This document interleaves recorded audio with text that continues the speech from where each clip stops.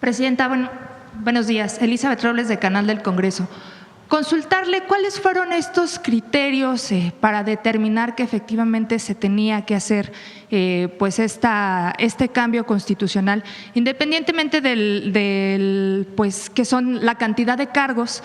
El Instituto Nacional Electoral presentó una valoración ante Cámara de Diputados acerca del costo. ¿Cuáles fueron estos criterios que se consideraron?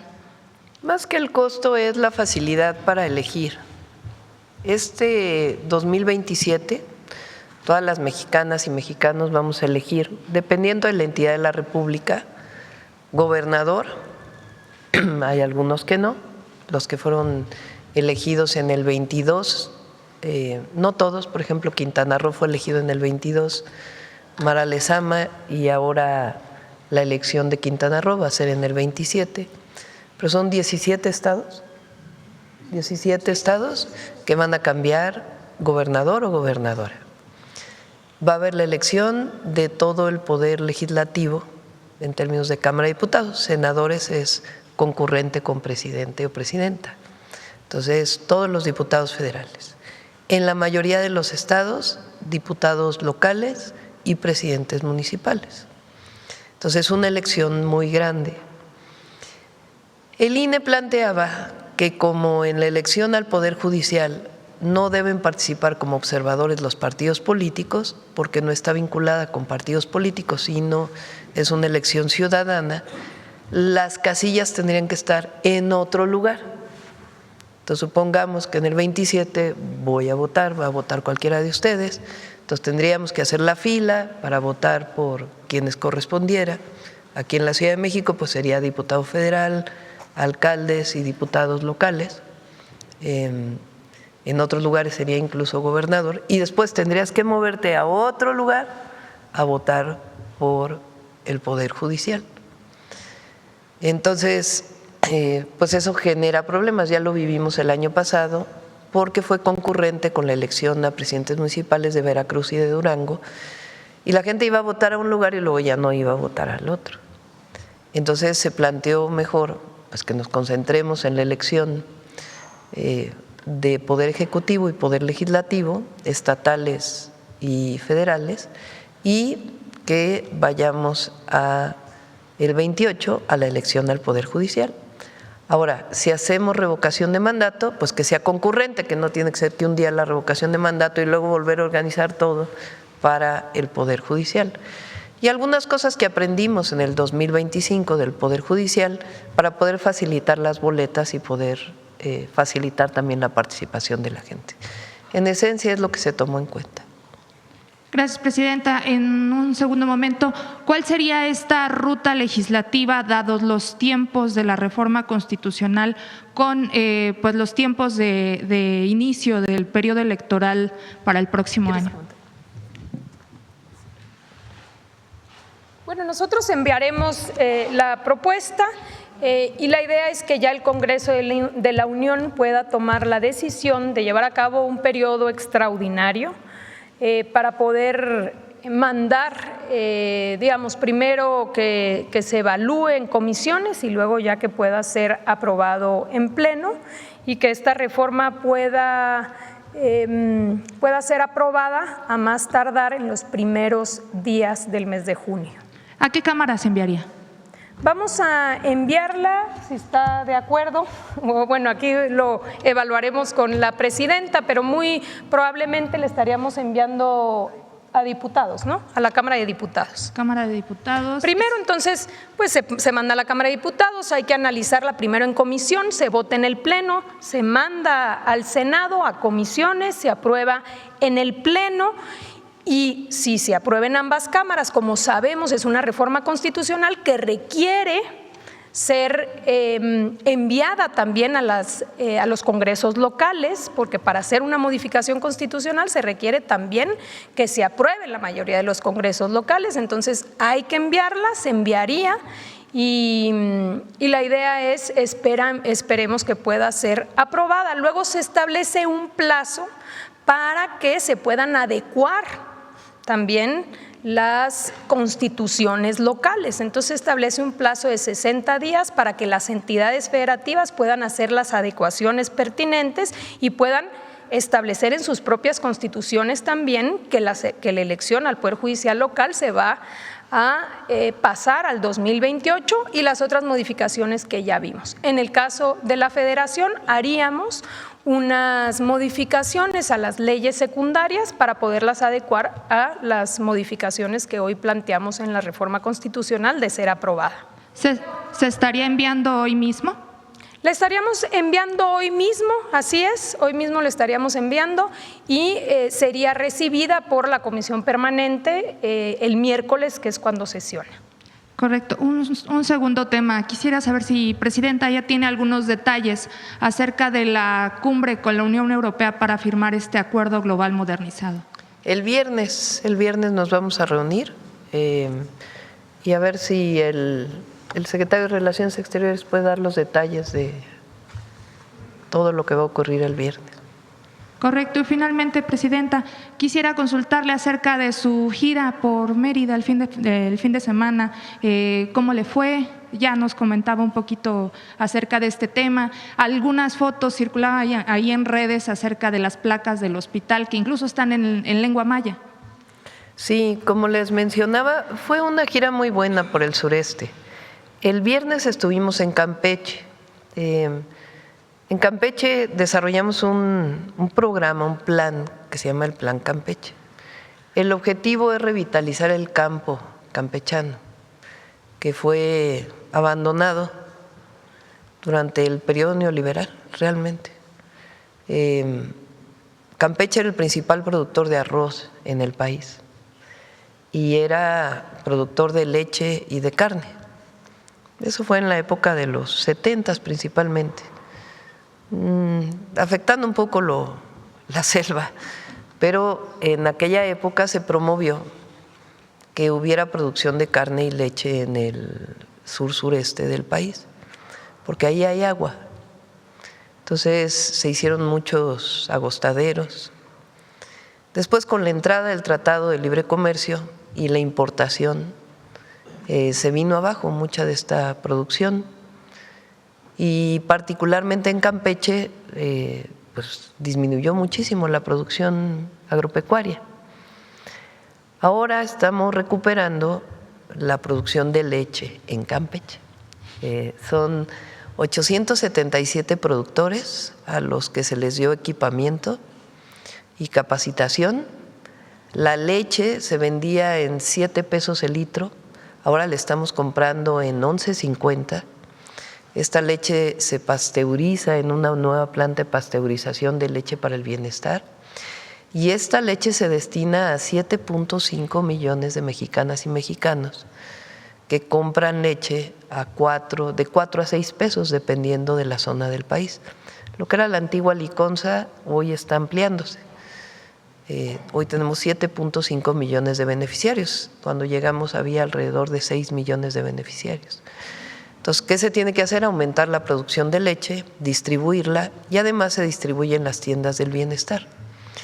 Es una manera de ayudar a las niñas y los niños del país a que tengan leche de buena calidad y al mismo tiempo ayudar a los productores. Es un programa muy interesante, muy bueno, está muy contenta la gente en Campeche. E igual estamos ampliando la producción de arroz, porque es una zona pues con muchísima agua, el arroz requiere agua. Entonces, estuvimos con los productores en el Plan Campeche e inaugurando la planta de pasteurización. Segundo, después fuimos a Yucatán, ahí inauguramos una preparatoria tecnológica, ahí salió el robot que están programando los jóvenes que estudian en el tecnológico.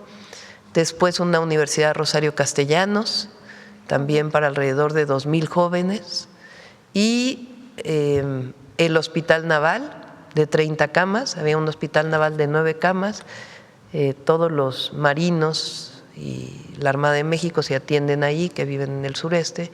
Se amplió ese hospital y el hospital antiguo se le dio al ISSSTE, y después la inauguración fuimos al Tren Maya de carga, una sede que va a tener en Progreso.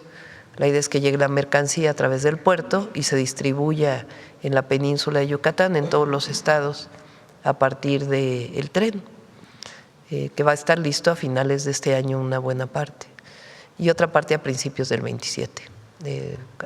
Hay un avance como del 50% del Tren Maya de carga. Y después fuimos al puerto, que también se está ampliando, y al otro día al hospital Orán, que es realmente impresionante, y es esta visión, es el proyecto de nación que representamos, porque hay que decirlo siempre, durante el periodo neoliberal se abandonó por completo lo público, se quiso privatizar todo. Fueron más de 700 instituciones del pueblo de México, nacionales, que fueron privatizadas, entregadas a nacionales y extranjeros. No se nos puede olvidar eso. Lo que construyó el pueblo de México con su esfuerzo en el periodo neoliberal fue entregado a privados. ¿Qué pasó en ese periodo? De una familia que aparecía en la lista de Forbes como multimillonaria, cuando terminó el periodo de Salinas de Gortari había 24 familias multimillonarias en México. ¿Quiénes eran esas 24 familias? A las que se les dio, supuestamente las compraron, pero realmente fue a precios irrisorios, a las que se les dieron las empresas del pueblo de México, a privados, esos se convirtieron en multimillonarios. Esa entrega, ese saqueo ocurrió en el periodo neoliberal. Y con todo eso ocurrió también que dejó de invertirse en salud pública. Recuerden que cuando llega el presidente López Obrador había 80 hospitales abandonados que habían sido inaugurados y que nunca funcionaron. Hoy ya nos faltan 5 hospitales de esos 80 que estamos echando a andar. Hemos inaugurado 27 hospitales desde que llegamos a la fecha. Y tenemos un plan para ampliar la capacidad hospitalaria de centros de salud y de prevención. ¿Por qué es factible hacer esto? ¿Por qué durante el periodo neoliberal se construyeron durante 36 años solo 4,000 nuevas camas en el IMSS? Y ahora vamos a construir en 12 años 12,000. ¿Por qué se puede hacer esto? Porque cambió el modelo económico, porque regresamos a la visión de que el acceso a la salud, el acceso a la educación es un derecho y que el Estado tiene un papel que desempeñar. Los privados también, pero cambió por completo el modelo, en una visión basada en nuestra historia. Si olvidamos eso, si el pueblo de México olvida eso, tenemos la posibilidad de regresar al pasado neoliberal, que no es más que el pasado del porfiriato. Eso es lo que ocurrió en México. Entonces, al inaugurar un hospital de casi 700 camas para el sureste de México, hecho con recursos públicos, con las manos y la mente de los ingenieros militares, que tiene los mejores equipos y que atiende a la gente de manera gratuita, porque en Yucatán hasta hace unos días se cobraba la salud, porque el gobernador Joaquín Díaz Mena desde el principio dijo: quiero entrar al IMSS Bienestar. Fueron año y medio para poder entrar, desde que llegó él y llegamos nosotros al gobierno, para poder garantizar los servicios, pero a partir del día de hoy ya son gratuitos. Es otra visión, es la visión de la transformación. Entonces, imagínense Yucatán, una nueva escuela, una nueva preparatoria, una nueva universidad, la Universidad del Mar, un nuevo hospital para el ISSSTE, un nuevo hospital para el IMSS. Eso no existía en el pasado, al contrario, era la visión de que había que pagar por todo. Quien podía pagar tenía los servicios, quien no podía pagar no tenía los servicios. Por eso decimos, pasamos de los privilegios a los derechos del pueblo de México. Entonces, lo que mostramos ahora en Yucatán es eso, es la visión de la transformación, es el beneficio para la gente. Gracias, presidenta. Buen día. Vamos a ver acá. Gracias, doctora. Buenos días. Eduardo Ortega, del periódico El Financiero. Doctora, yo le quiero preguntar sobre lo que se dio a conocer el viernes, sobre estas personas que fue el exsecretario de Seguridad Pública de Sinaloa, Gerardo Mérida, y el de Finanzas, Enrique Díaz Vega, que se entregaron a las autoridades estadounidenses. En este sentido, yo le quiero preguntar qué riesgos ve usted de que estas personas se entregaron en torno a lo que pudieran declarar allá en Estados Unidos. Ningún riesgo, ninguno. Fue una decisión de ellos entregarse y no hay ningún riesgo, ninguno. Doctora, usted ayer mencionaba en su discurso en Mérida que nada ni nadie va a detener la transformación, porque aquí no mandan intereses extranjeros, decía usted. En este sentido, y dado el contexto que hay en la relación con Estados Unidos, yo le quiero preguntar si usted no ve riesgo de que Morena sea declarado como una organización terrorista por los presuntos vínculos que tiene con los cárteles en México. No, ningún riesgo. Miren, es interesante e importante hablar de lo que está pasando.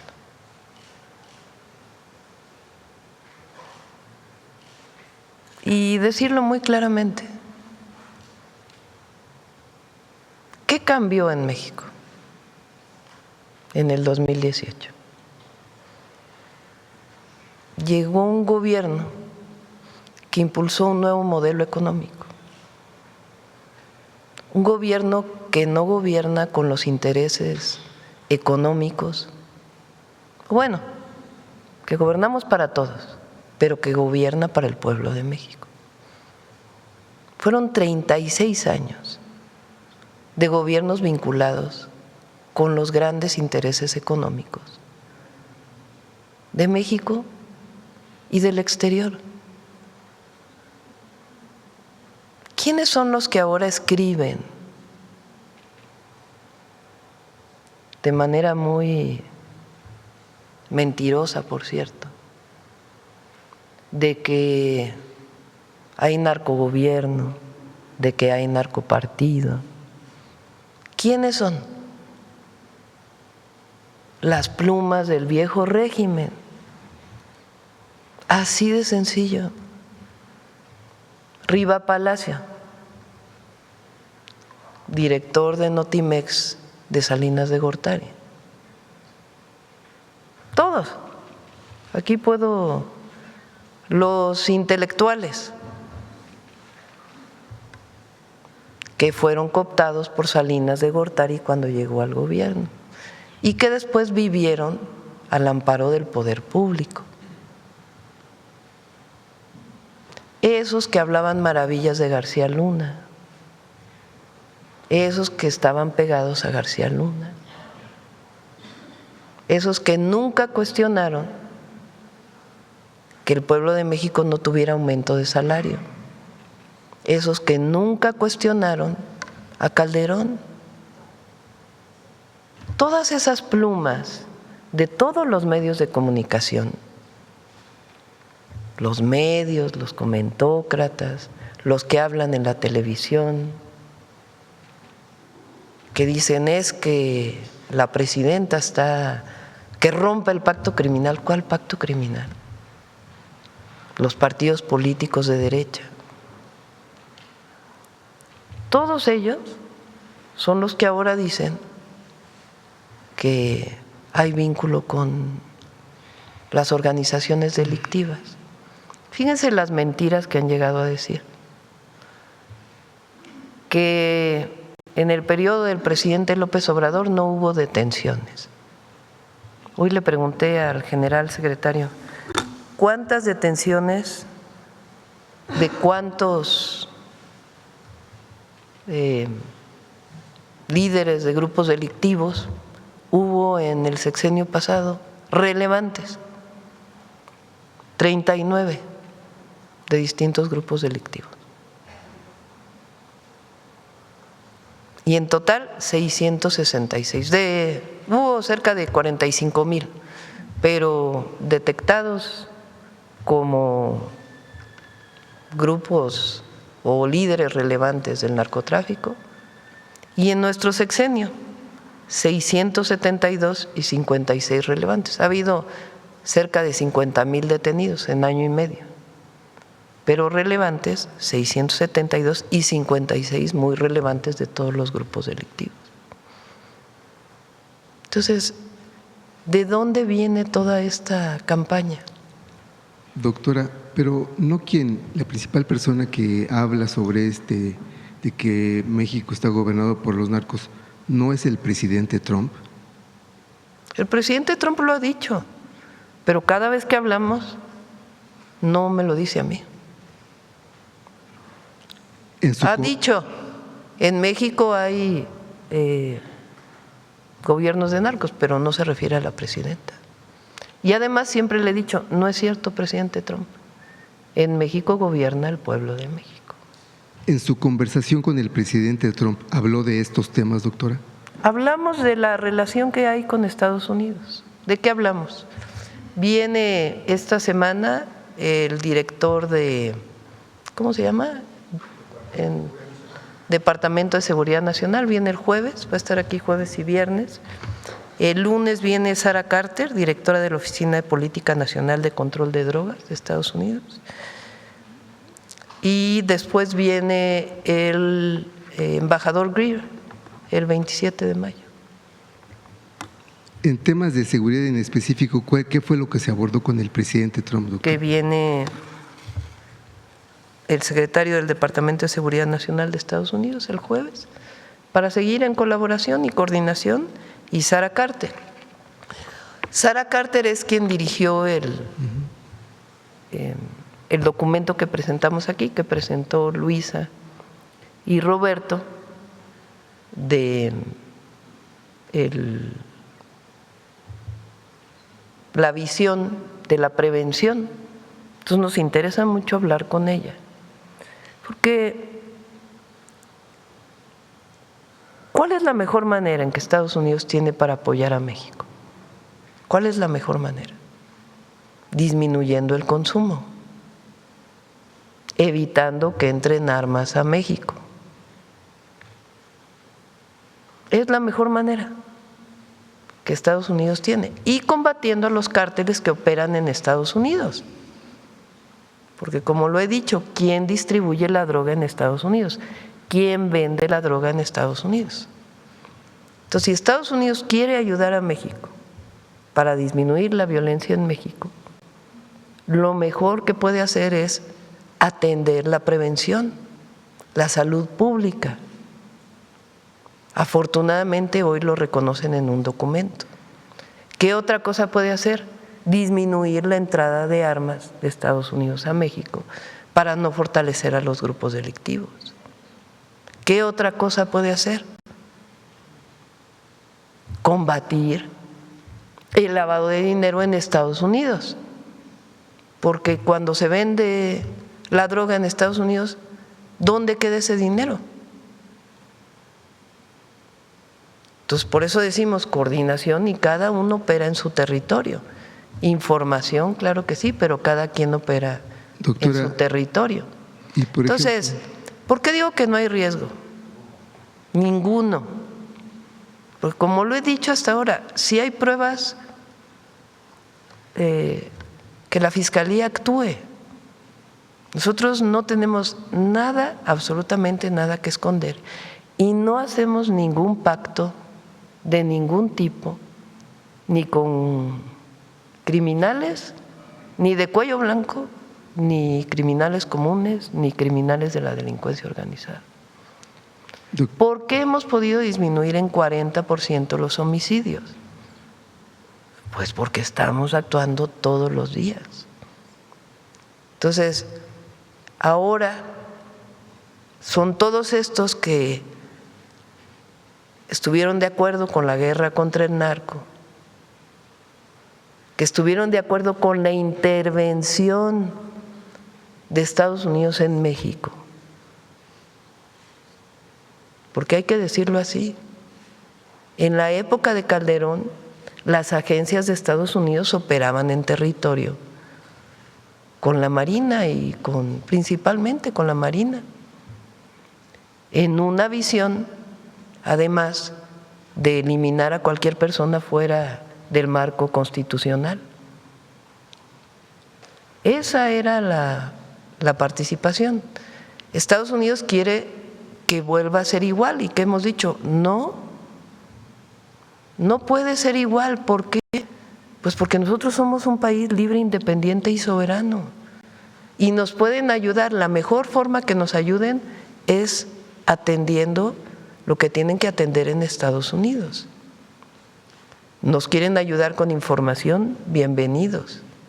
Pero en México tiene que operar necesariamente las instituciones mexicanas.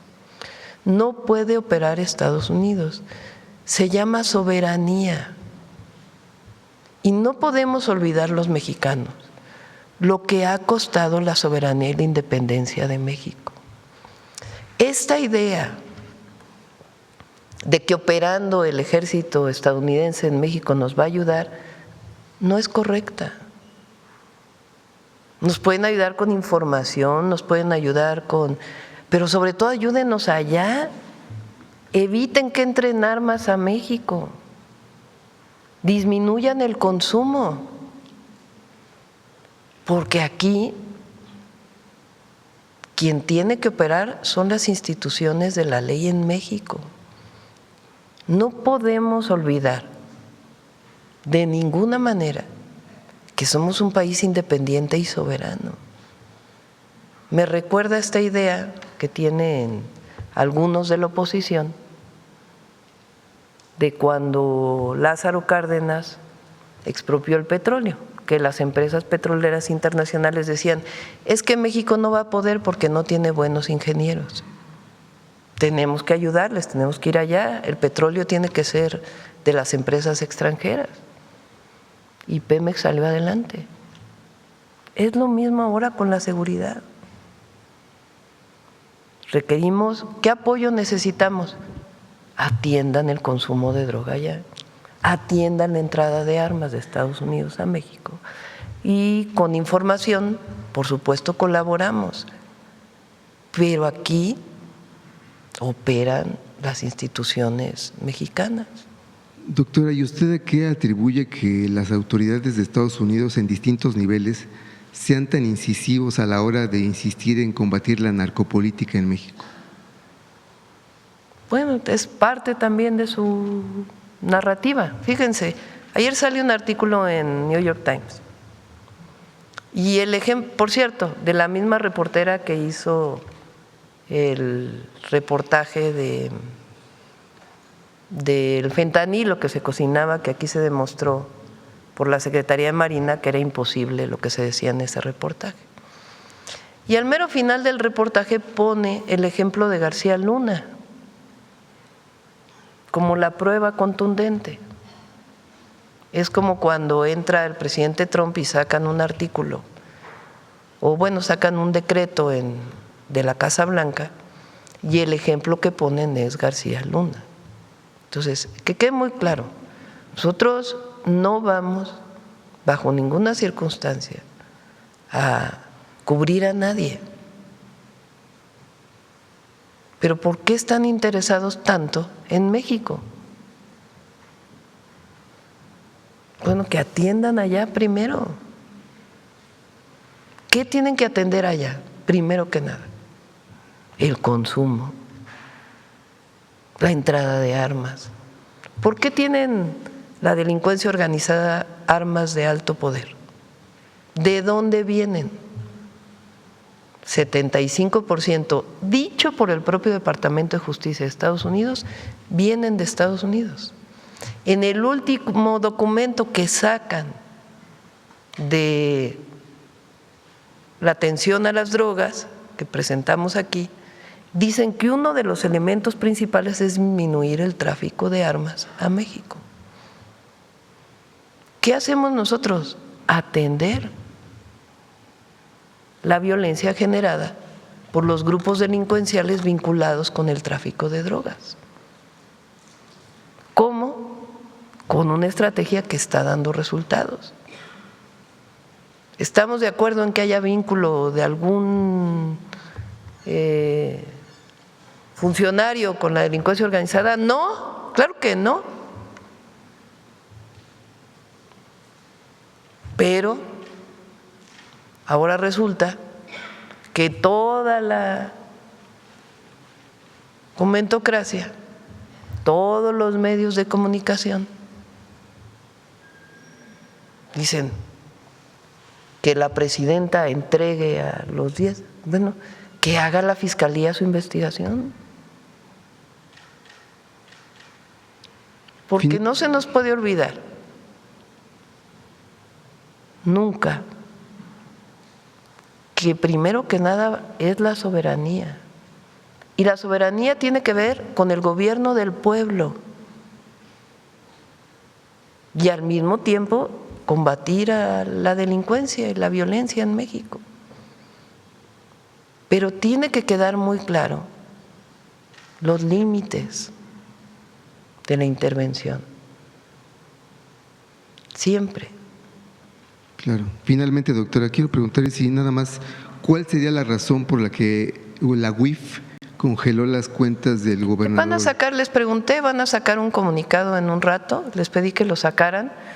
Plantea que es de una manera preventiva, ahí se va a explicar en el documento.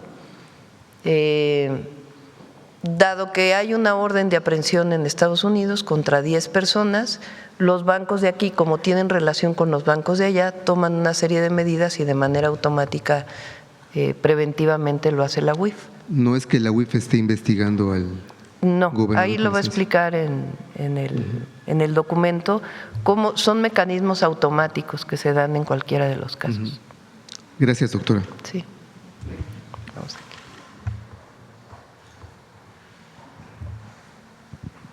¿Qué tal? Muy buenos días. Juan Hernández de Diario Basta, Tabasco Hoy, Campeche Hoy y Quintana Roo Hoy de Grupo Cantón. Referente al tema, ustedes habían mencionado pues precisamente todos los elementos para hacer esta, que la elección se realice en el 2028. ¿Qué otros elementos también tomaron en cuenta? Por ejemplo, estábamos hablando de los costos. ¿Cuánto se habló de abatir costos precisamente para evitar esta doble función? ¿Está doble? O sea, doble elección, o sea, que ya no tuvieran que instalar otras más mamparas o más personal o más… De todas maneras hay un costo que tiene que ver con el desarrollo de la elección. Más que los costos de la elección, lo que planteamos es la dificultad que iba a ser para el 27 tener la elección constitucional para poder ejecutivo, legislativo de los estados y federal y presidentes municipales, y que tuvieran que moverse a otra casilla a la otra elección. Entonces, más que un tema de costos, porque finalmente siempre va a tener que haber un apoyo al INE para poder desarrollar la elección, es la facilidad para la gente de poder elegir en el 27 o en el 28.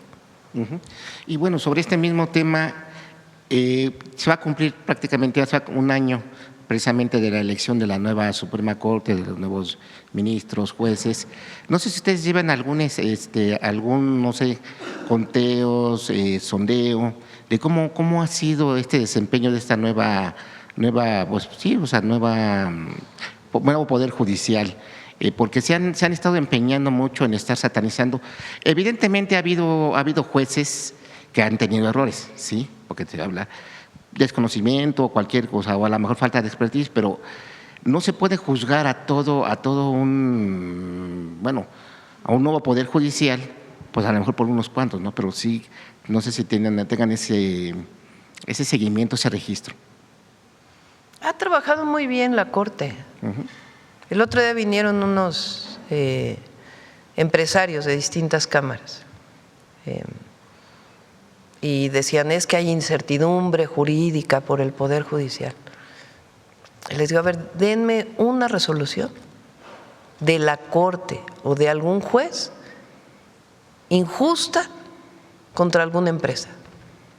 Una. No pudieron decir ninguna. Es más, la Corte ha resuelto temas en contra del SAT, a favor de algunas empresas. O sea, no hay incertidumbre jurídica. Claro, hay otro poder judicial que elige el pueblo, es parte de la transformación del país. Pero un ejemplo de algún caso de resolución en contra de alguna empresa no hay ninguno.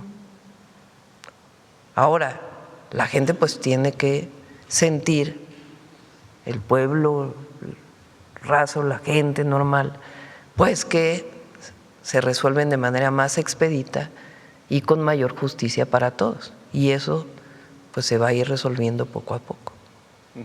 Perfecto. Pasando a otro tema, se da a conocer que confirma el rey de España que va a venir a México, o bueno, es lo que se Sí, va a Monterrey, a Guadalajara. Hoy me entregaron la carta apenas en la mañana. ¿Habrá planes de reunirse? Pues todavía apenas hoy en la mañana vi ¿Qué significa para usted que venga el rey de España? Y curiosamente, pues acaba de irse la representante madrileña. O sea, todo esto que rodeó a esa visita, que tal parece que querían dinamitar esa venida del rey, no sé, pues todo, dicen que en política no hay coincidencias, ¿no? Pero pues todo parece que está enfocado ahí, ¿no? Hay que ponerlo en contexto también. Yo no invité al rey a mi toma de posesión. ¿Por qué no invité al rey a mi toma de posesión? Porque había un agravio a México, un agravio que vino de una solicitud de perdón por los abusos de la llegada de los españoles y la conquista en México por parte del presidente López Obrador al rey, en una carta privada que se le envió muy bien escrita, explicando por qué. A partir de ahí, en vez de que se respondiera de manera individual, estando de acuerdo o no, se hizo pública esa carta en España y vino una campaña contra el presidente López Obrador. En ese momento, no solamente desde mi perspectiva era un agravio a un presidente muy querido por el pueblo de México, sino al pueblo de México. Entonces decidí no invitarlo. ¿Qué hicimos después?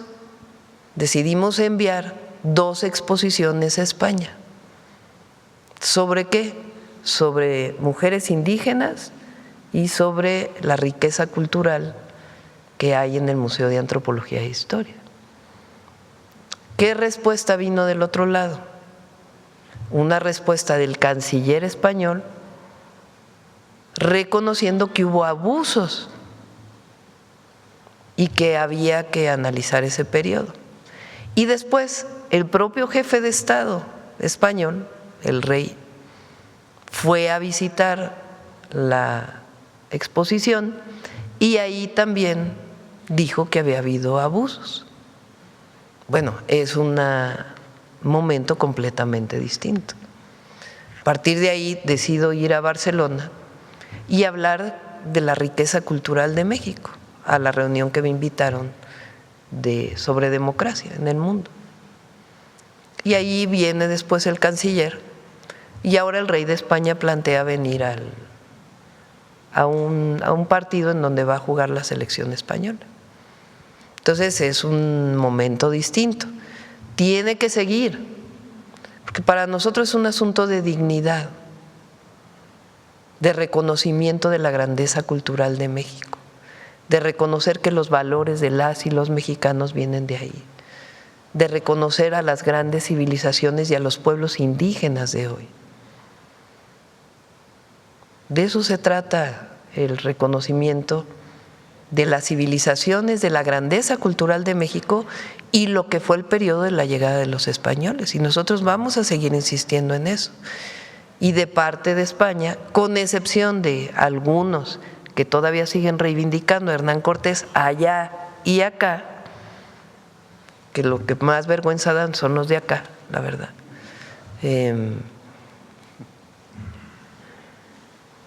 Con excepción de ellos, la gran mayoría del pueblo español pues está reconociendo que hubo un periodo de abusos y que no es que llegaron a civilizar a los incivilizados.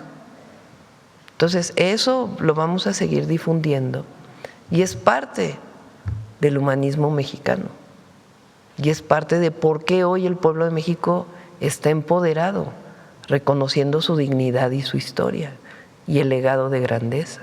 ¿Qué ha cambiado para que el rey de España venga aquí a México? Y sobre todo, ¿ya estaríamos hablando de un primer paso para reanudar relaciones? Pero nunca se rompieron las relaciones, nunca. Las relaciones diplomáticas, las relaciones económicas, comerciales, siempre estuvieron. Lo que hubo, pues fue un momento de visión distinta y nosotros reivindicamos nuestra visión. Y de parte de ellos, pues hubo un acercamiento a reconocer lo que decíamos y de parte de nosotros, pues un reconocimiento de que ellos están visualizando y hablando de una manera distinta de lo que fue el periodo de la llamada conquista española. Se están limando muchas asperezas entonces.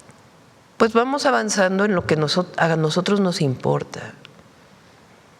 ¿Qué nos importa? El reconocimiento de nuestra historia, el reconocimiento del valor de las grandes civilizaciones que formaron lo que hoy llamamos México. Decía, ahora, no sé si han ido a Guatemala, a la calle de Guatemala, a este sitio arqueológico que se llama el Huizompantle, que hay cráneos. ¿Por qué? Porque los mexicas tenían una visión muy distinta de la visión posterior, católica, cristiana, de la muerte. Todos los pueblos previos a la llegada de los españoles tenían una visión muy distinta de la vida y de la muerte. ¿Por qué nosotros festejamos el Día de Muertos como lo festejamos? ¿Por qué las familias mexicanas van a hacer fiesta el 1 y 2 de noviembre a los panteones? Porque tenemos una visión muy distinta de la muerte, muy distinta.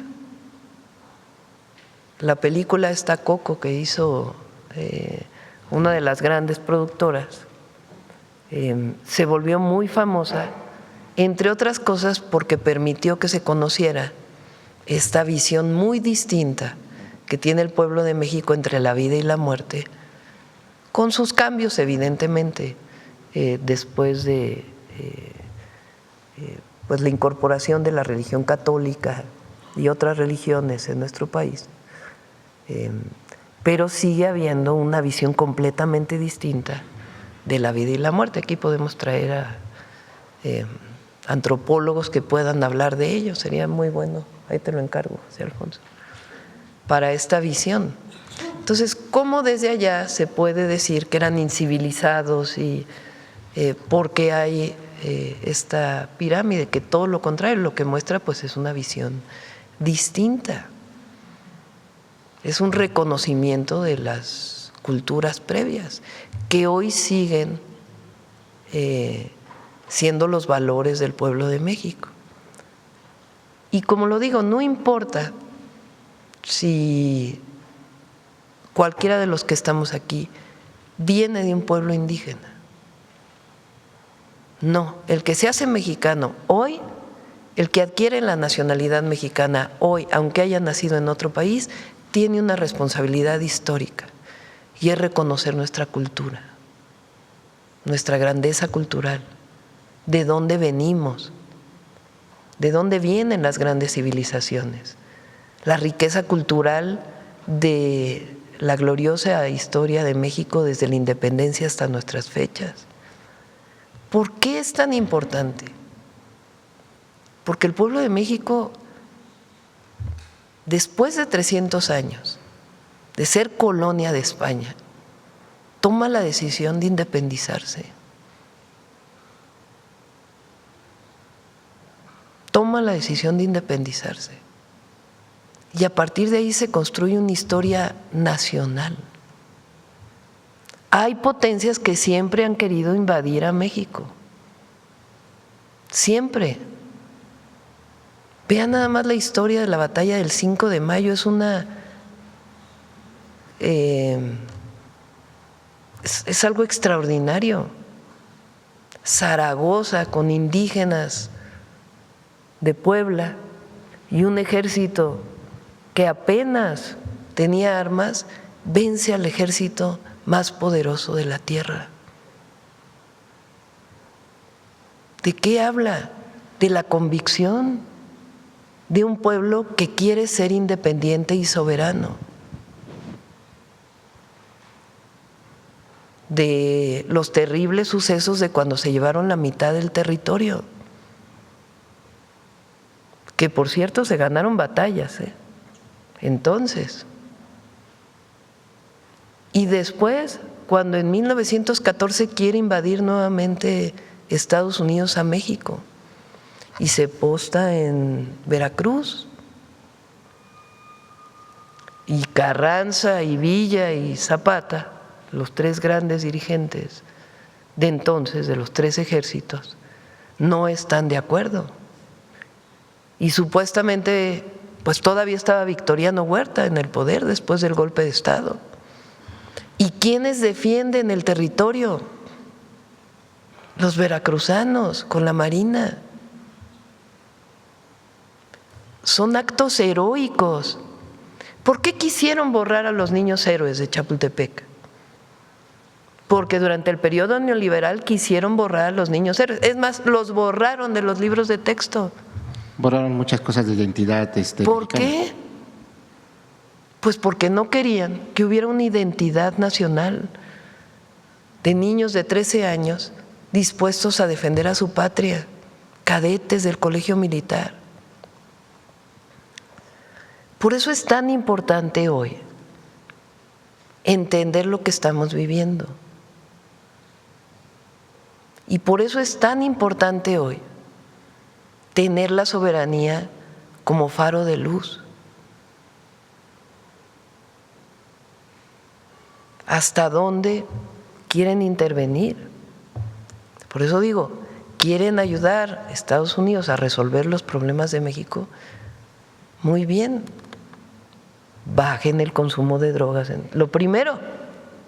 Lo segundo, la disminución de armas. Y además, un esquema de coordinación, de colaboración, sin intervencionismo, sin injerencismo. Entonces, eso es muy importante. Esta visión de, fíjense nada más, durante el periodo de Calderón, en la guerra contra el narco, y dicen, ¿por qué sigue mencionando la presidenta la guerra de Calderón? Pues porque hay jóvenes que nacieron en el 2006 y que tenían 6 años en el 2012. Y hay que explicarle a los jóvenes lo que ocurrió en aquella época. Calderón le abrió las puertas a las agencias de Estados Unidos para que operaran en México. Imagínense el caso de que Calderón acepta con Obama la operación Rápido y Furioso, que entraran armas de Estados Unidos a México con un chip y después le quitan todos los chips y esas armas las utilizan para matar los propios cárteles de la droga. ¿Y qué pasó con eso? No sabemos. Y podemos poner otros casos. Por eso no se nos puede olvidar por qué surge la transformación. La transformación surge porque el pueblo de México está harto de 36 años de abandono y 36 años de entreguismo.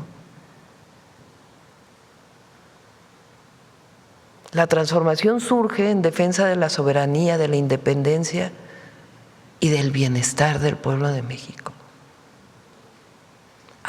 Que hay una acusación contra un funcionario en México y hay pruebas y todo, se procede. Pero si algo tiene nuestro gobierno es la defensa de la soberanía, de la independencia, y nadie nos puede acusar, nadie, absolutamente nadie, de que no hayamos actuado en contra de los grupos delictivos. Nadie. Porque hemos detenido 50,000 personas, pero además se han enviado 92 de todos los grupos a Estados Unidos. Y además se ha actuado contra todos los grupos delictivos, cosa que no ocurrió en el periodo de Calderón. En el periodo de Calderón hicieron acuerdo con un grupo delictivo. Todos los que critican ahora, ¿por qué no recuerdan el acuerdo que hizo Calderón con un grupo delictivo? No se les olvide, porque ahora quieren poner el caso de uno de los hijos del Chapo, que en un primer operativo se tuvo que liberar para salvar vidas y que después lo detuvieron y lo enviaron a Estados Unidos. La segunda parte se les olvida. Eso no lo dicen. Todos los comentócratas, todo. ¿No? Ayer en el New York Times, no, es que la presidenta no tienen, nosotros actuamos, tenemos autoridad moral y política, por eso tenemos el apoyo popular que tenemos.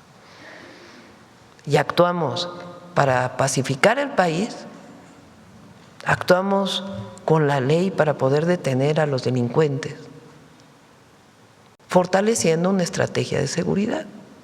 Pero al mismo tiempo atendemos a la gente,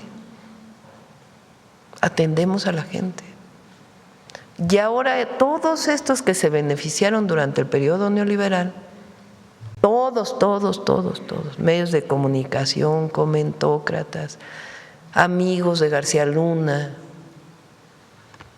todos esos ahora son los que vienen a criticarnos a nosotros. Entonces, no tenemos ningún temor de nada. Tenemos los pies bien puestos en la tierra y ni nos vamos a marear con lo que dicen los medios de comunicación, ni con lo que nos diga Estados Unidos, porque tenemos muy claro por qué llegamos al gobierno y vamos a seguir avanzando. ¿Con quién? Con el pueblo, defendiendo la soberanía y atendiendo todo lo que tenemos que atender. Me voy a ir de frontera a frontera, dicen algunos. Primero, con lo que es en Yucatán, que somos medio del sureste, usted lo dijo precisamente justo en su gira. Los recursos públicos regresan al pueblo convertidos en hospitales, becas, pensiones, medicamentos, escuelas y bienestar. Tan solo este fin de semana inauguramos una preparatoria pública, un instituto, una nueva universidad y el mejor hospital de México para el estado de Yucatán. Porque lo digo claro, lo digo muy claro, cuando no hay corrupción, el dinero alcanza y damos resultados porque gobernar significa servir. Esa es la primera frontera. Tal cual, eso es la transformación. Eso es. Y me voy a la segunda frontera, allá en Chihuahua. ¿Cómo vio usted esta manifestación que se dio, pero también todo lo que la rodeó a esta manifestación? Hasta hay señalamientos de grupos de choque enviados presuntamente desde el gobierno de Chihuahua para evitar que la gente se manifestara. Curiosamente cierran carreteras, utilizan elementos de seguridad pública para evitar que se dé todo eso, ¿no? Hay agresiones a periodistas que van a cubrir, se exacerbaron los ánimos ahí. ¿Usted qué opina de todo esto que rodeó esta manifestación? Bueno, es parte de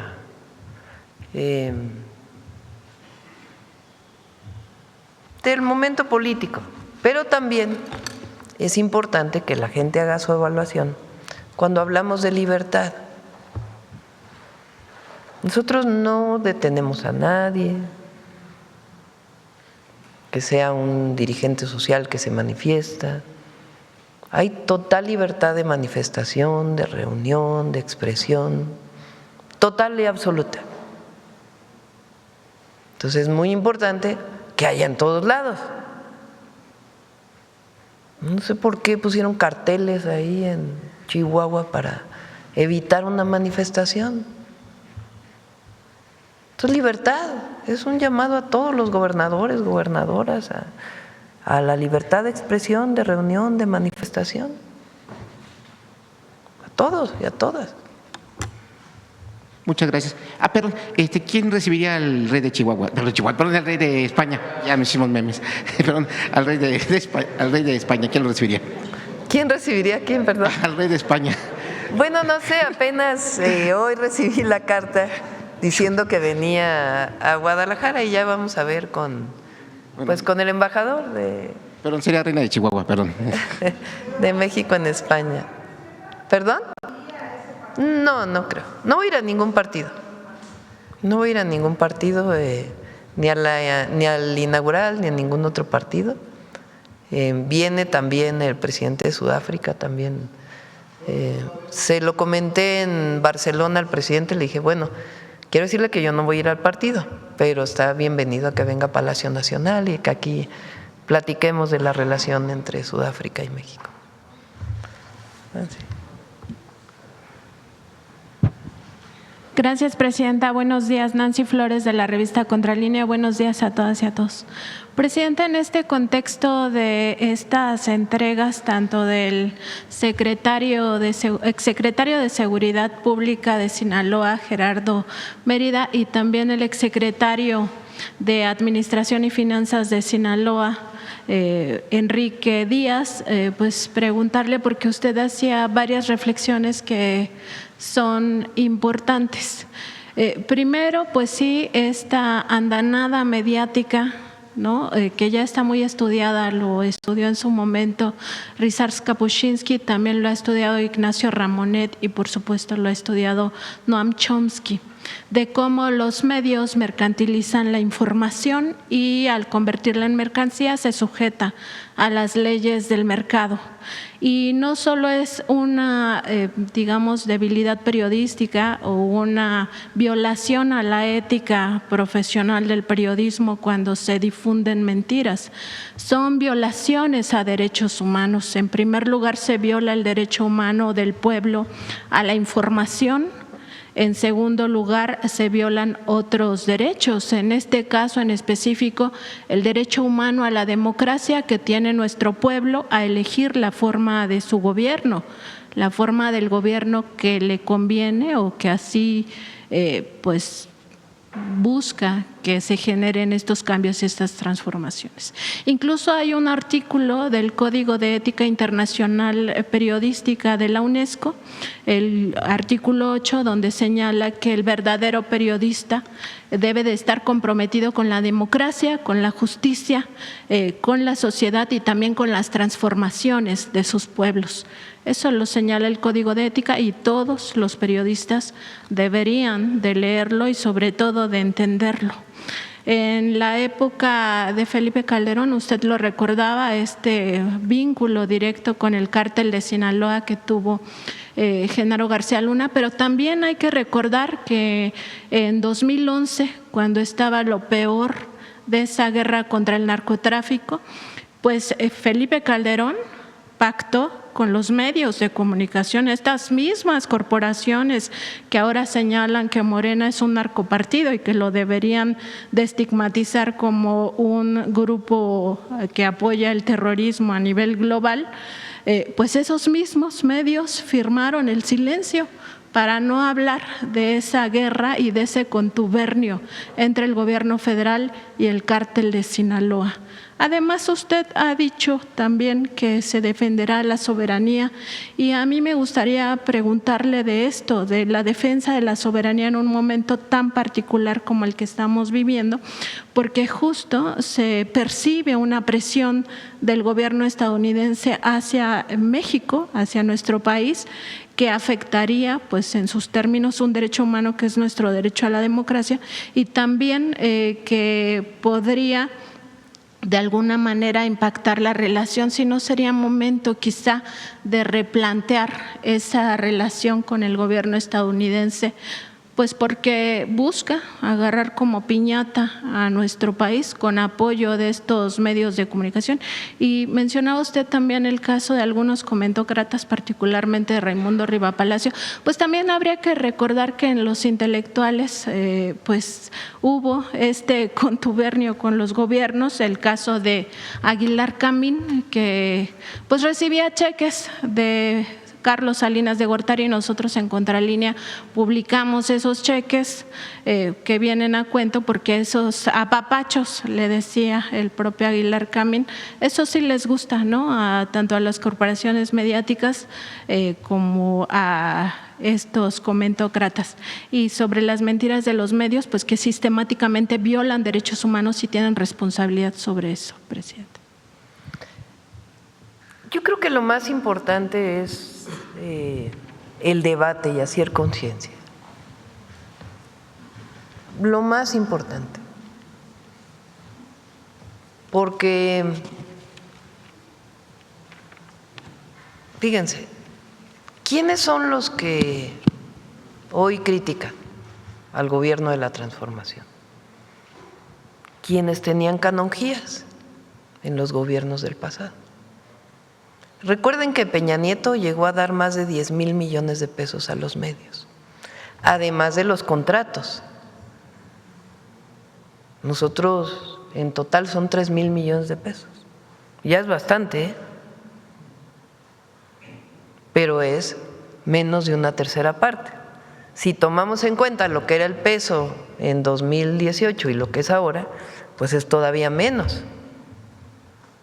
Entonces, ¿a qué estaban acostumbrados? Medios de comunicación, muchos empresarios que fueron beneficiados en el periodo neoliberal, a que ellos gobernaban. Ayer estaba viendo el libro de gracias del presidente López Obrador. Hay una tabla ahí de la cantidad de impuestos que les condonaron a las grandes empresas. Esos impuestos ya no se condonan. Hay un empresario de una televisora ahora que todos los días saca cosas contra nosotros. ¿Qué pasó? ¿Por qué está tan enojado? Pues porque tuvo que pagar impuestos. Porque nosotros no llegamos a un acuerdo con él en lo oscurito de decir, a ver, habla bien de mí y te condono impuestos. No, está pagando más de 30,000 millones de pesos de impuestos que debía. Pues esté enojado, puede ser que esté enojado, pero tienen que pagar. Nosotros no hacemos acuerdos en lo oscurito en contra del pueblo de México, pero durante 36 años hicieron acuerdos en lo oscurito en contra del pueblo de México, 36 años.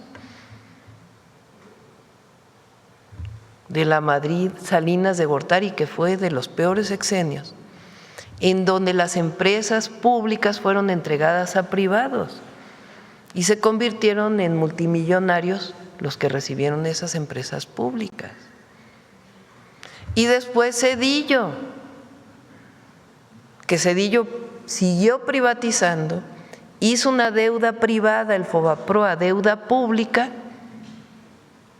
y además entregó el gobierno al PAN porque se lo pidió a Estados Unidos, ya así para ser tan…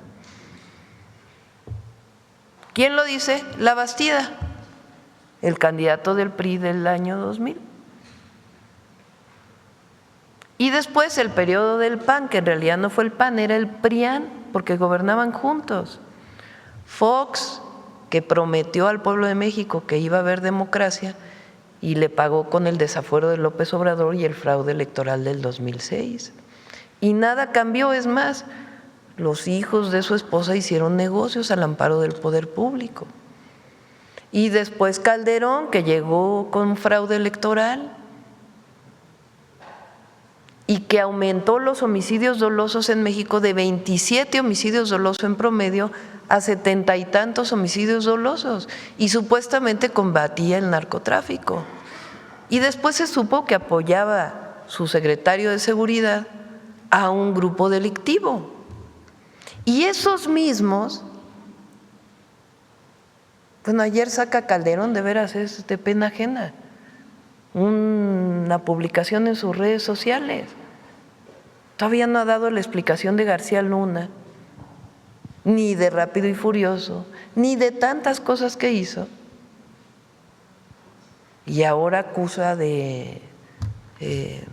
al gobierno de México. Y luego Peña y todas las corruptelas que vinieron después.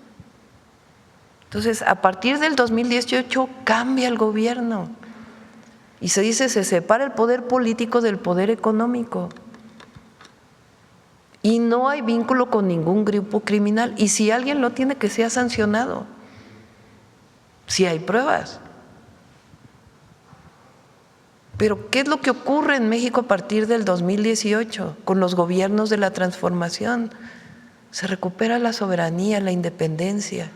Y aquí quien cuenta es el pueblo. ¿Por qué el pueblo de México lo entiende? Pues porque vive mejor, porque el recurso público se destina a la gente, porque se hacen más hospitales, porque se hacen más escuelas, porque se hacen carreteras, porque se hacen trenes, porque se hacen aeropuertos, y porque 1 billón de pesos que antes quién sabe dónde quedaban, ni se cobraban los impuestos y se iban a los bolsillos de unos cuantos, se le regresan al pueblo en programas de bienestar. Más de 500,000 millones de pesos se están destinando a 14 millones de adultos mayores. Y tenemos una visión sustentada en nuestra historia, no lo copiamos de ningún lugar. ¿De dónde? De la riqueza cultural. Y desde Hidalgo hasta Lázaro Cárdenas. Y todos los luchadores sociales que han luchado por un México independiente. Eso es lo que no le gusta a la derecha internacional y a algunos sectores de Estados Unidos, a algunos sectores. ¿Qué es lo que no les gusta?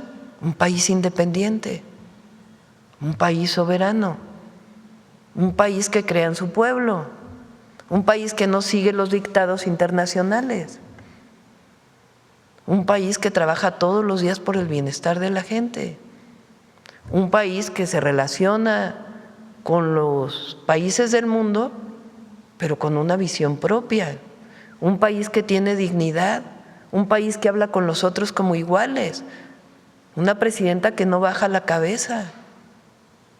¿Por qué? Porque represento al pueblo de México y su dignidad. Eso es lo que a la derecha no le gusta. ¿Qué quisieran? Que estuviéramos subordinados. ¿A quiénes? A los poderes económicos y al poder mediático y al poder de los grandes capitales internacionales. No. ¿Queremos inversión privada? Sí. ¿Creemos en la competencia? Sí. ¿Queremos libre mercado con Estados Unidos? Sí. Pero el gobierno es del pueblo y se trabaja para el bienestar del pueblo. Y eso requiere independencia y soberanía. De otra manera, no. Por eso, cuando vemos lo que está pasando y esta crítica, lo que hay que poner es las cosas en contexto. ¿De qué nos acusan? Que estamos vinculados con la delincuencia organizada. ¿Hay alguien que se vinculó? Que se ha sancionado. Pero el gobierno de México no, el gobierno de México está con el pueblo. Y no estamos vinculados, que ahí están los resultados. 40% menos homicidios. Todos los grupos delictivos o se han enviado a Estados Unidos cabecillas por parte del Consejo de Seguridad Nacional o se han detenido. De todos los grupos delictivos. No podríamos disminuir los homicidios si no fuera porque se está actuando contra la delincuencia. Ahora, ¿es lo único? No, tenemos que atender las causas, porque en aquel periodo también se abandonó a los jóvenes. Entonces, no, ni abandonamos a los jóvenes, ni abandonamos a la gente, trabajamos por el pueblo de México, por la independencia del país, por la soberanía y combatimos a los grupos delincuenciales. Así de claro, así de… Por eso la presidenta está muy tranquila. Hasta me dan a veces risa están bien enojados. Ayer veía un debate ahí de Riva Palacio con Álvaro Delgado. No, sí está bien enojado, la verdad. Pero fíjense, este personaje, o sea, viene de Carlos Salinas de Gortari, ya nomás, desde ahí. ¿Y por qué está enojado? Pues porque no andamos en el chayote, para ponerlo claro. No le andamos buscando para decir, oye, no vayas a hablar mal de mí, ¿eh? Oye, ¿cuánto necesitas para pasarte una nota? Porque así era antes. Ahora no. Ahora es la mañanera, ahora se da información abierta. No andamos buscando un medio al otro para ver qué nota me sacas y cómo lo sacas, y a ver cuánto le pago a los que están aquí para ver si hablan bien de la presidenta. No, no lo necesito. Derecho a la información. Claro, ¿a qué estaban acostumbrados? A lo otro. Bueno, los intelectuales, Aguilar Camín, Jorge Castañeda, muchos. ¿A qué estaban acostumbrados? Pues a que comían aquí todas las tardes o una vez a la semana con el presidente, les hablaba por teléfono. Oye, Héctor, ¿no? A eso estaban acostumbrados, ahora no. ¿Hablamos con académicos? Sí, con muchísimos, para que nos ayuden al desarrollo de la línea, que nos ayuden a reivindicar las lenguas originarias, de todo, desde la línea hasta la producción de gas en México, hasta el humanismo mexicano, todo. Hablamos con los académicos, hablamos con el rector de la UNAM, sí, hablamos con el rector de la UNAM, de la UAM, del POLI, de todos. Involucramos a los académicos en las tareas del desarrollo del país, pero no compramos conciencias, eso sí no. Eso sí no. Ni damos dinero para que estén con la presidenta, eso ya no. Eso es del pasado. ¿Qué quieren ellos? Que regresemos a eso. ¿Eso quieren? Pues no, México ya cambió. Ya no son los tiempos del pasado. Ya no es el tiempo en que los gobiernos le servían a una élite. Ya no es el tiempo en que los gobiernos estaban a lo que fuera a decir otro país. No, hablamos, coordinamos, lo hacemos racionalmente, no queremos conflicto con nadie, pero defendemos los intereses de México, siempre. Eso es lo que está pasando en México hoy y lo que empezó a ocurrir desde diciembre de 2018. Y eso es lo que quiere el pueblo de México que siga pasando, porque si no, no estarían con nosotros. Pero ¿qué hay que hacer? Conciencia, hay que hablar de eso. ¿Por qué se molestan porque ahora los jueces se elijan por el pueblo? Pues porque antes tenían a sus jueces favoritos, algunos cuantos, que los apoyaban, ahora ya no. ¿Por qué? Porque los jueces tienen que hacer justicia para ricos, para pobres, para los del norte, para los del sur, para los del centro. La justicia, como decía Juárez, todos tenemos que cumplir con la ley. Todos somos iguales ante la ley. No hay unos que tienen fueros y otros que no. Y presidenta, también uno pensaría que su enojo de estas corporaciones mediáticas mediáticas, pues solo tiene que ver con el recorte del 70% al gasto publicitario, pero no, también está el tema que ya nos recordaba de cómo se les condonaban impuestos, y adicionalmente hay que recordar que varias de estas corporaciones mediáticas tienen otras empresas que estaban acostumbradas a estos cochupos en negocios, en hospitales, en carreteras, en cárceles que se habían privatizado, e incluso en el aeropuerto de Texcoco, ahí tenían también sus intereses oligárquicos metidos. Y sobre el entreguismo que se vivió sobre todo en el sexenio de Felipe Calderón, hay que recordar, en la revista Contralínea publicamos el proyecto, este proyecto que se llamó México 2030, proyecto de gran visión, que en realidad era un proyecto para entregar a nuestro país a los intereses no solo de la oligarquía, sino también estadounidenses. Ahí en uno de sus apartados, Felipe Calderón se comprometía a que en 2030 este país iba a ser gobernado por mexicoamericanos. Eso ocurrió pues en su sexenio, esa es la vía que iba a seguir el PAN en el gobierno. En otro tema, Presidenta, pues nos llegaron denuncias de trabajadores pensionados de Petróleos Mexicanos que están pues advirtiendo un recorte en sus pensiones, ganan menos de 70,000 pesos, nos mostraron sus recibos de los últimos meses, de los últimos 3 meses, donde se demuestra que no ganan más de 70,000 pesos y también se les aplicaron recortes. Preguntarles si le han informado al respecto y si se va a revisar. Sí, esta estamos situación. haciendo una valoración, me han visto en las giras que hemos tenido. Recuerden que hicimos un cambio constitucional que establece que una pensión no puede ser mayor de la mitad del salario de la presidenta. Y estamos revisando, de acuerdo con lo que nos dicen. Aquí cuando iba entrando el otro día, que estaba cerrada la puerta de atención ciudadana, que me bajé para que se abriera la puerta, porque había una manifestación y la cerraron y la gente estaba esperando. Entonces pasé por ahí y dije, no, a ver, que se abra porque no puede esperar la gente.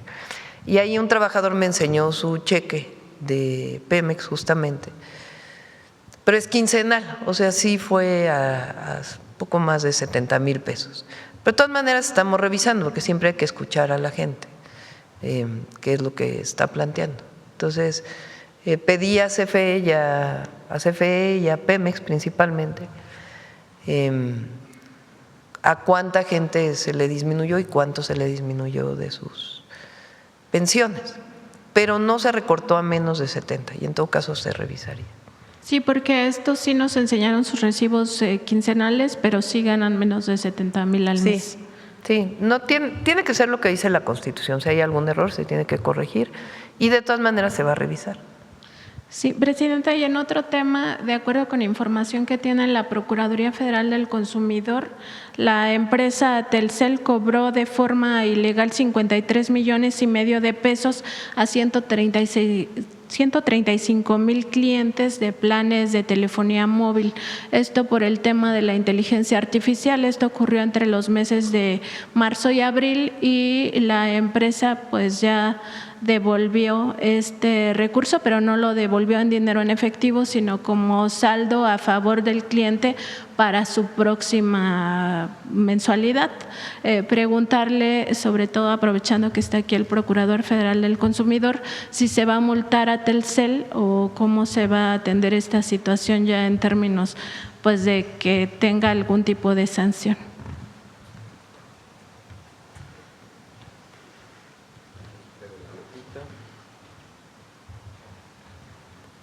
Sí, como se le dio en la tarjeta informativa la semana pasada, lo que hicimos fue revisar, aquí está, había varios temas, ¿no? Uno era lo del depósito en garantía, que ya quedó modificado el contrato de adhesión el 3 de junio de 2025.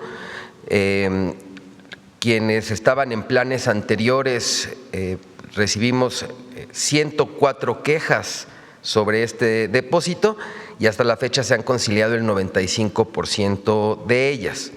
El tema del servicio de inteligencia artificial por 395 pesos y que no se hizo de conocimiento, fue aplicado de manera errónea a 135,602 personas y se han estado devolviendo por procedimiento, ni siquiera por inicio de queja, el 1 de abril, el 10 de abril y el 4 de mayo. Por este tema solamente tenemos 22 quejas. ¿Qué sigue ahorita? A partir de… La ley establece que puede haber, por varios conceptos, hasta un 20% de retribución a las personas consumidoras. Entonces, lo que vamos a revisar ahorita es, ya que se terminen de conciliar estas quejas y que estemos en ceros y revisar en monitoreos que no se esté aplicando este cobro por la inteligencia artificial, hacer el análisis de todas las quejas y determinar si este proveedor podría ser acreedor a algún tipo de sanción. Pero como todavía estamos en el procedimiento, hasta que finalice, ya se hará ese análisis. Muchas gracias. Gracias, presidenta. Y nada más, pues decir que los Pumas ganaron ayer y pasaron. Va a la final los Pumas. Gracias. Va, aquí. Gracias, presidenta. Rapidísimo nada más, la CENTE anunció ayer en una conferencia de prensa virtual que van a iniciar un paro nacional, una huelga, a partir del 1 de junio.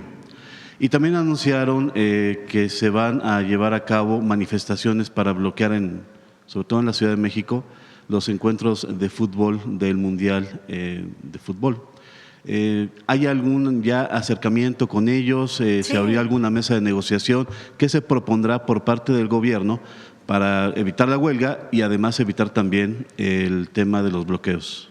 Bueno, son algunos maestros, no son todos los maestros, eso primero. Y hay mesas de trabajo con Secretaría de Gobernación y Secretaría de Educación Pública. Se va a atender. ¿Los bloqueos, presidenta, no le preocupan al gobierno que eventualmente sí se bloquee el acceso? Pues hay a los que partidos de fútbol? respetar las libertades y al mismo tiempo que se desarrolle el Mundial. O sea, pues es la tarea de todo gobierno.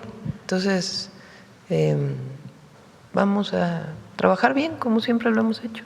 Ese día, el 1 de junio, comenzarán su protesta con una manifestación desde el Ángel al Zócalo. Afirman que van a llegar al Zócalo de la Ciudad de México. Ya hemos visto que se están preparando pues, todas las estructuras para el FanFest.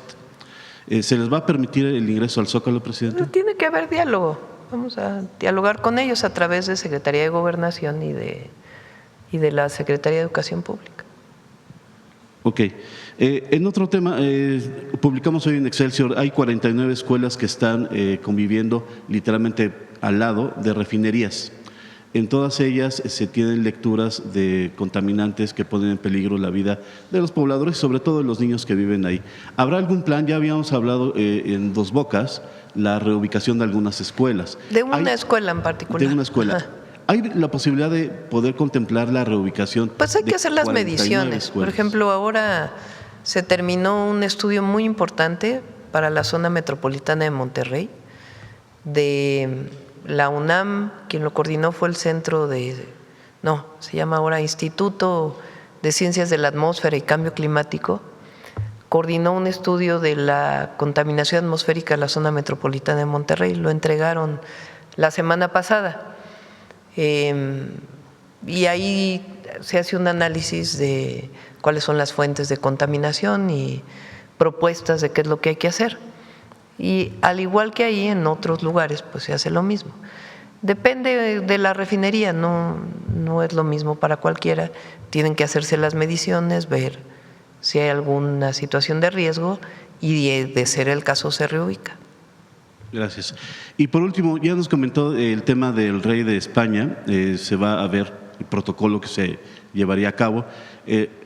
Al resto de los líderes que van a venir durante los días de la competencia, ¿los va a recibir aquí? ¿Se están haciendo ya acuerdos para que vengan los presidentes Está haciendo acá? Gabriela Cuevas una revisión y junto con Secretaría de Relaciones Exteriores, quien en algunos casos van a enviar representantes, en otros casos van a venir ellos.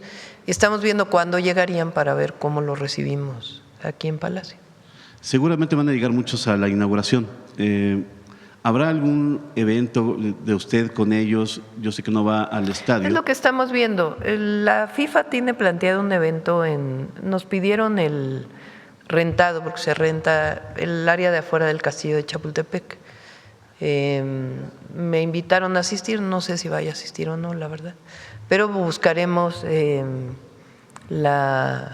pues si vienen jefes de Estado que se sientan bien recibidos en México y que tengan pues todo el apoyo por parte del gobierno para que puedan asistir a los partidos y también, si lo desean y nosotros, poder aprovechar para poder hablar con muchos de ellos.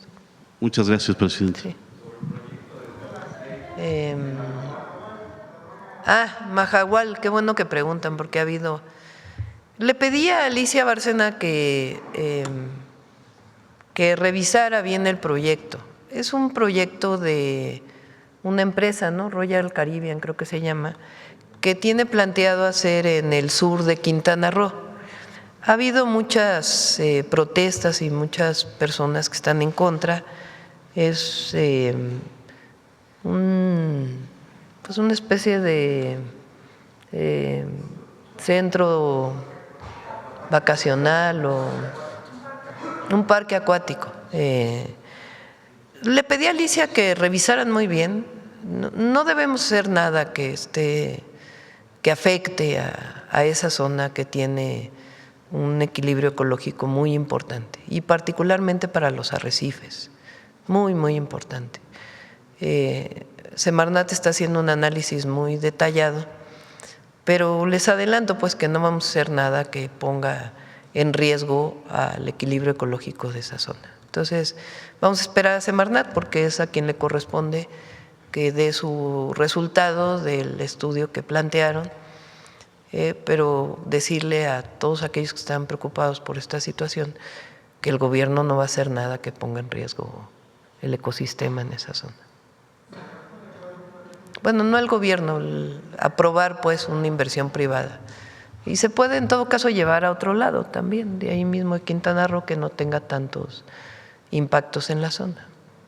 Pero lo está analizando Semarnat y hay que hacerlo pues científica y ambientalmente, pero no vamos a hacer nada que ponga en riesgo el ecosistema. Los manglares y el arrecife, que es muy importante en esa zona. Bueno, vamos de este lado. Ya son 9:23 y es retarde. Vámonos. Gracias, presidenta. Buenos días. Karina Vargas, de Reporte Índigo.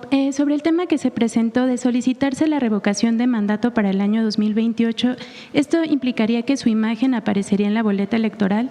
Ya vamos a ver eso después. Ya. ¿Eso se definirá después? La revocación de mandato, como está en la Constitución, tiene que solicitarse por firmas. Yo me comprometí a hacer revocación de mandato, pero bueno, ya después podemos hablar de eso. Muy bien. Y una precisión sobre la llamada que sostuvo con el presidente Donald Trump. ¿Hablaron de los temas que involucran a la gobernadora de Chihuahua y al gobernador con licencia? No, hablamos de mantener la coordinación con respecto a nuestras soberanías en la seguridad y hablamos también de los temas comerciales. Entonces, es muy importante que sepan que el jueves viene el secretario de Seguridad de Estados Unidos. El lunes de la próxima semana viene Sarah Carter, que es la responsable para todo el tema de las drogas de Estados Unidos. Y el 27 viene el responsable de la negociación del tratado aquí a México. Entonces, son 3 visitas muy importantes. ¿Los 3 se reunirán con usted, presidente? Sí, los voy a recibir personalmente. Y saber si la Secretaría de Relaciones Exteriores ya recibió las pruebas solicitadas sobre los 10 mexicanos requeridos. No. ¿Ha habido alguna respuesta? No. Muy Se bien. envió la Secretaría de Relaciones Exteriores y no ha habido respuesta.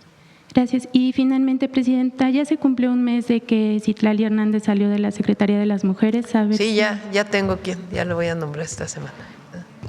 Ya se los voy ya esperen. Sobre eso, ¿qué lectura debe darse, presidenta, a la demora de la designación de esta titular? Porque Estaba yo revisando los perfiles de las compañeras, pero ha seguido trabajando la Secretaría con sus tareas. Ahí está Elvira Concheiro, está Ingrid Gómez, que las dos son muy buenas, y un equipo que está trabajando en los centros libres, en las tejedoras de la patria y el programa que seguimos con la Secretaría de las Mujeres. Cuando ha habido el cambio de un titular en las distintas secretarías, se menciona el relevo al momento de darse la noticia. En este caso, ¿por qué la demora, presidente? Pues porque estaba analizando los perfiles de las compañeras. No tiene nada en particular de por qué sí o por qué no. En el marco de su salida de la secretaría, Citlali me dijo en entrevista que ya cuando ella presentó su renuncia ya estaba definida su relevo y que no era parte de la secretaría, que iba a ser alguien externa. ¿Confirmaría esto? Ya vamos a informarlo. Bueno, gracias, presidente. Gracias. Vamos, José Alfonso. Va, humanismo mexicano.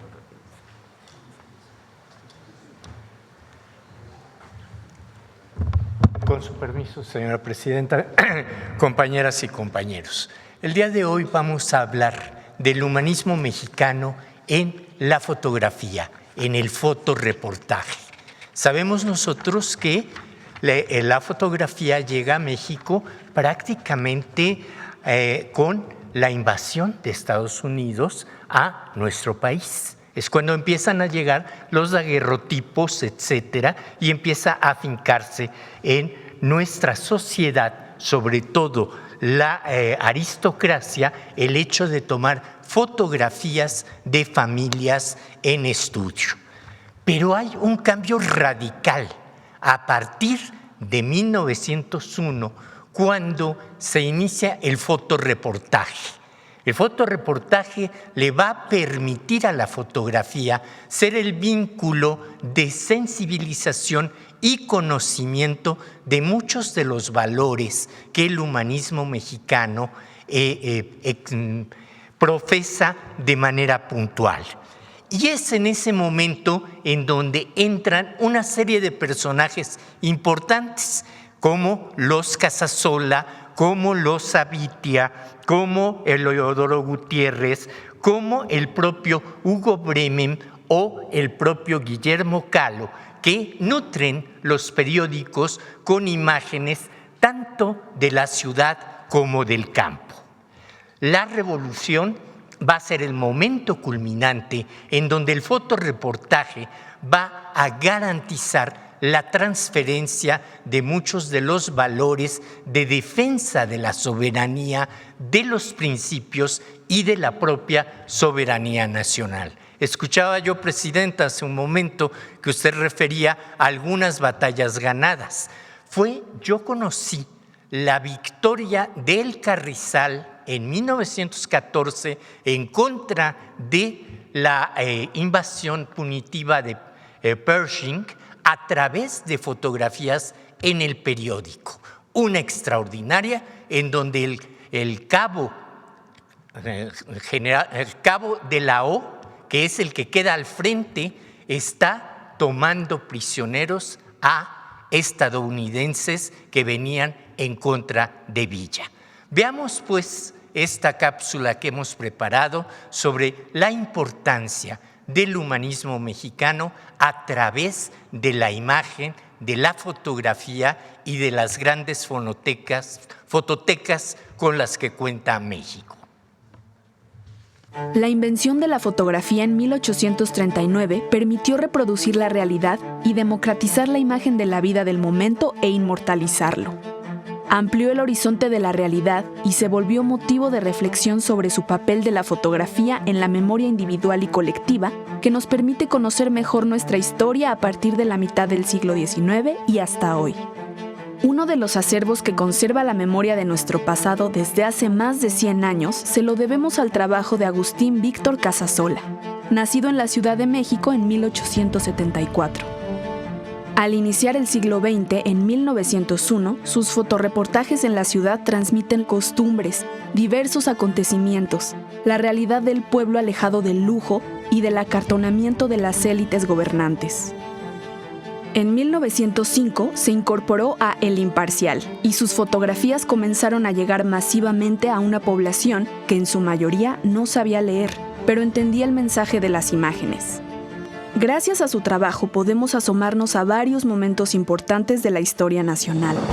Las fiestas del centenario de Independencia en 1910, las inauguraciones ese año de obras públicas, las conmemoraciones, los desfiles, pero también la multitud de trabajadores, campesinos, indígenas, hombres y mujeres de las infancias, personajes y oficios. Buena parte de las fotografías que conocemos de la Revolución Mexicana ha sido por las imágenes que él tomó y por otras que consiguió y conservó. Imágenes icónicas de soldaderas, adelitas, niños revolucionarios, así como de los grandes caudillos, Madero, Villa, Zapata, Carranza u Obregón. Todas ellas son de su autoría. Casasola supo entender el valor de la imagen como un ejercicio de memoria visual para la sociedad de su tiempo y como una herencia para las siguientes generaciones. Por su parte, la familia Casasola logró reunir un archivo de casi 500,000 de fotografías que están resguardadas en la Fototeca Nacional de Lina y que constituye el archivo fotográfico histórico más relevante de nuestro país, en el cual se guarda una parte muy importante de la historia del pueblo mexicano, de sus causas, realidades y episodios que nos dan identidad y sentido de nación. Gracias. Gracias.